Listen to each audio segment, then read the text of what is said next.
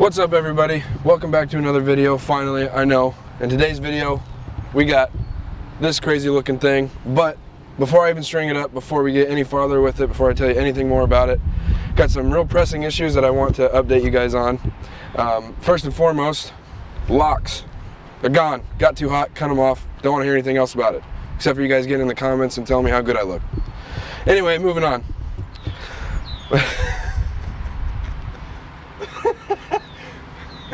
You like that or what? That was funny.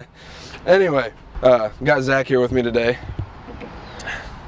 Old boy went and popped the question. Him and his old lady are due to get married here in about a year or so. So, give a big congratulations to him and JC there in the comments. And but back to the hunting. Turkey season. I'm sure everyone was wondering, where in the hell did you guys go? We all went out turkey hunting, but it was pretty tough for us to get out. Everyone was pretty busy. To be honest with you, I lost my job. I had to go find a new one. I was busy doing that. Busy working on my parents' basement, trying to get that finished. Luke had a similar situation to me.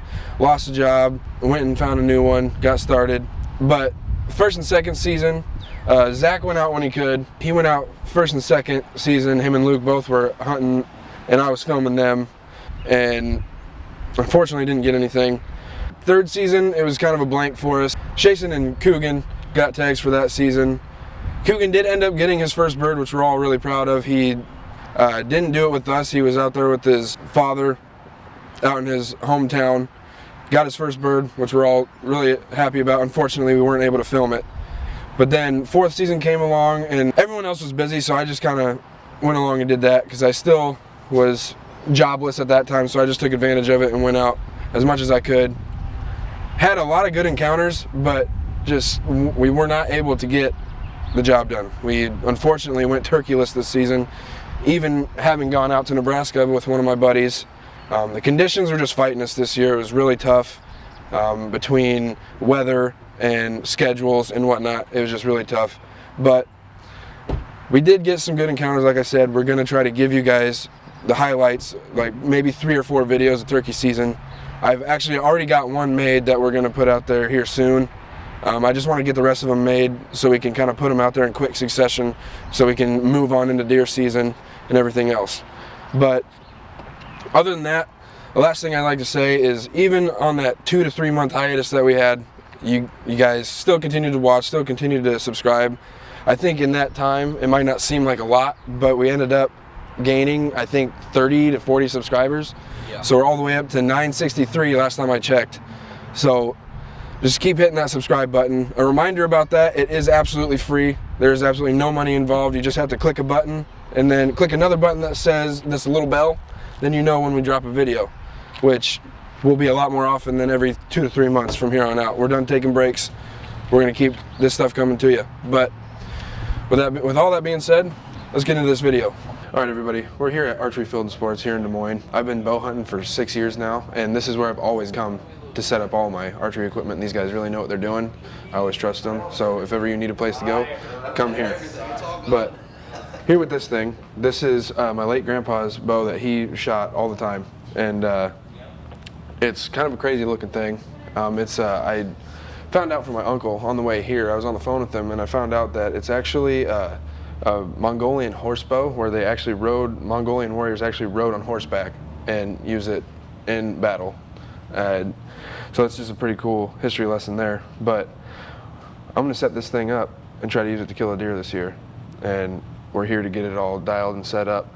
Unfortunately, the guy who I talked to when I brought these new arrows that I got about a month ago, got the Victory micro diameter arrows, got new fletchings on there. But I brought him here to talk to a guy who typically does all the tuning for traditional archery. He's not here, so I don't know if we're going to be able to do the whole process today, but we're going to at least get him cut down. I'm going to try to get a lot of weight front of center on these arrows just so it packs a little more punch on impact, because this bow isn't going to be quite as fast as what I'm normally shooting. So I got the Ethics Archery outsert system. It's 120 to 180 grains. I mean, we're just going to try to tune it and figure out what weight I need, and then use different weighted field points and broadheads just to see what shoots the best. But there's a couple things I want to show you on this thing. It's going to make it a real challenge. I'll string it up here really quick. So there it is strung up. Pretty neat looking thing. And here's something that I want to show you. So on this bow, as you can see, there's no cut here that centers where the bow or arrow rests with the string. So when you shoot, typically, I mean, you just cradle it with your hand, but I put this little rest on there so I could be a little more consistent and have it in the same spot every time, because, you know, I want to be as ethical as possible, trying to get a deer down with one shot. But a problem that comes along with that is if you can try to center that string with the center of the bow, and then you look at that arrow, it kicks way out to the left because you're shooting over the riser, and now I have that rest there that kicks it out even farther, so I kind of have to compensate for that. Anyway, I have shot this a little bit, not with these arrows, but I have shot it a little bit and gotten a little bit better with it. Haven't gone much past 15 yards. With this thing, I'm going to try to get as close as I can, but what do you guys think? I mean, you think that it's a good idea to try to kill something with this? Do you think I can do it? I think I can, but it's just going to take a lot of practice. I'm going to have to be shooting it constantly for the next couple of months before I go out.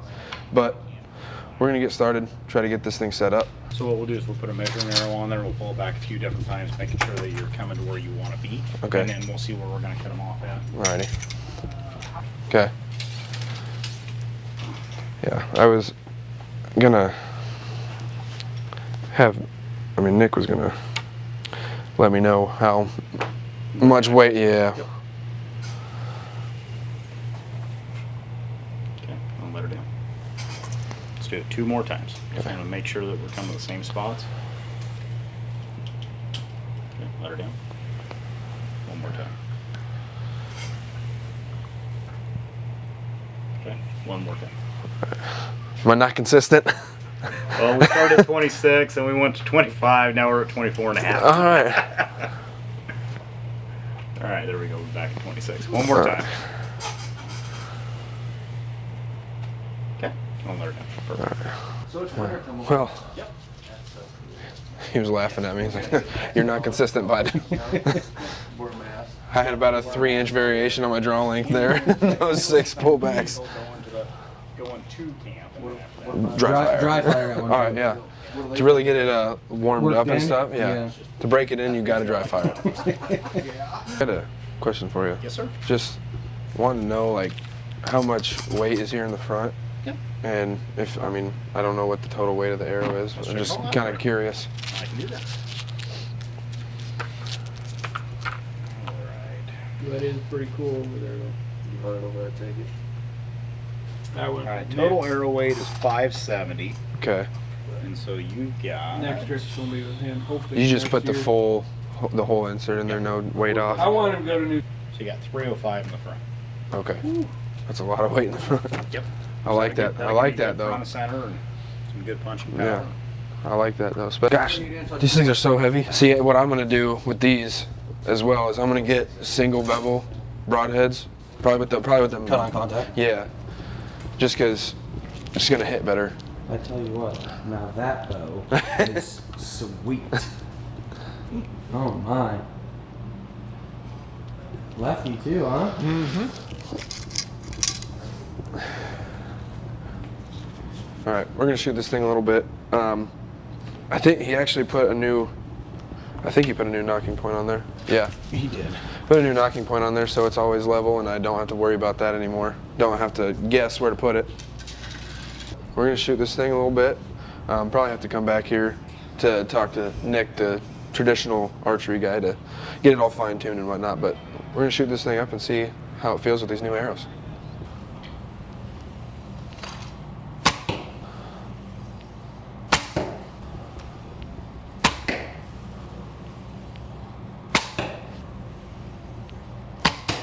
Uh-oh, I already broke one. Got about a 10-inch group at 7 yards. That's pretty good.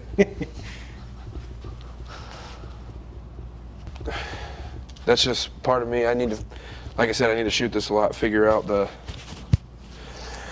trajectory of these arrows with that shooting over the riser. So it's just gonna take time. And like, yeah, and like I said, I'm gonna have to come back here probably and have Nick help me get it all fine-tuned and whatnot. But it's definitely slowed down because the arrows I was shooting before were way lighter.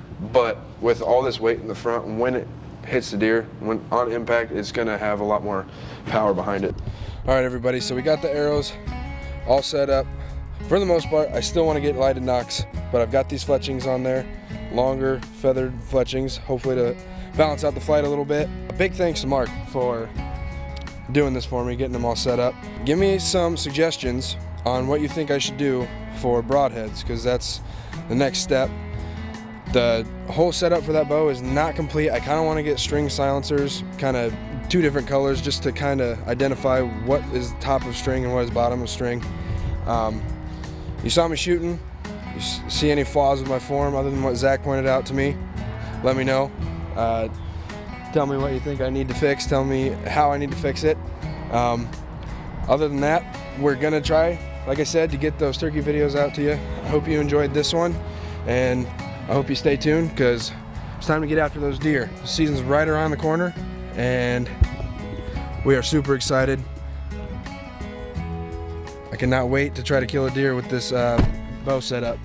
But thanks again for watching, and keep hitting that subscribe button. If you haven't yet, and you don't by the time season comes around, I'm sorry, bud, but your season's gonna be horrible. You ain't gonna shoot a box. You ain't gonna shoot nothing. You ain't even gonna see nothing. So get on that button. It is absolutely free, and it's gonna be the best money you ever spent. So get after it. You just said it was free, the best money they ever spent. Yeah, you count that? Yeah. I wonder if it's gonna confuse them. Anyways. Anyway, thanks guys. Keep subscribing. We're on the road to 1,000, only under 40 away. So hit that subscribe button. Tell everybody about us. Go buy some merch. Goodbye. Have a beautiful time. Peace.